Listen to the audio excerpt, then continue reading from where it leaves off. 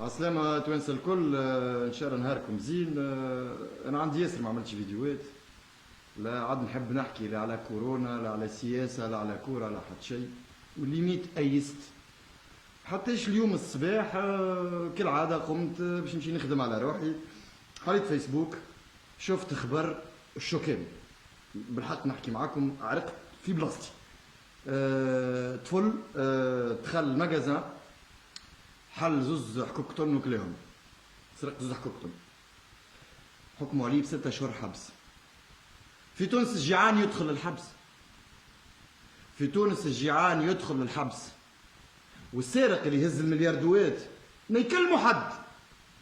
رئيس الحكومة 44 مليار مدورهم للسوسيتي نتاعو مازال يحوس. المليار اللي جا من الشنوة نسيناه، والمليارات الاخرين والشيء اللي خرج لبرا والهم على قلوبهم. اللي يجوع يموت، يلزمك تموت، تجوع وتموت، ما تاكلش، ما تمشيش للمجازان وتاكل، اخرج لبرا برا والبرا. العباد اللي عملت فواياجات تدخل المجازان تجوع تاكل ما يكلمك حتى حد. السارق اللي يخدم اللي ما انتو سرقه هذاك يتعاقب، اما الجيعان لا. هذه في الدين، وهذا نبعث فيه الغنوشي، هذه في الدين. السارق اللي يسرق على خاطره جاع راس اللي يحكم فيه يتقص. الجيعان ما يدخل. انا كان جوعت ونخرج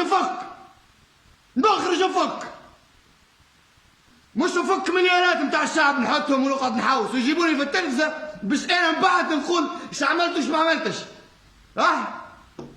هذه تونس هكا نعيشوا. والاخر 70 مليون باش ينجم يخرج بوه ولا امه من الكلينيك خاطر ماتت. هكا تونس.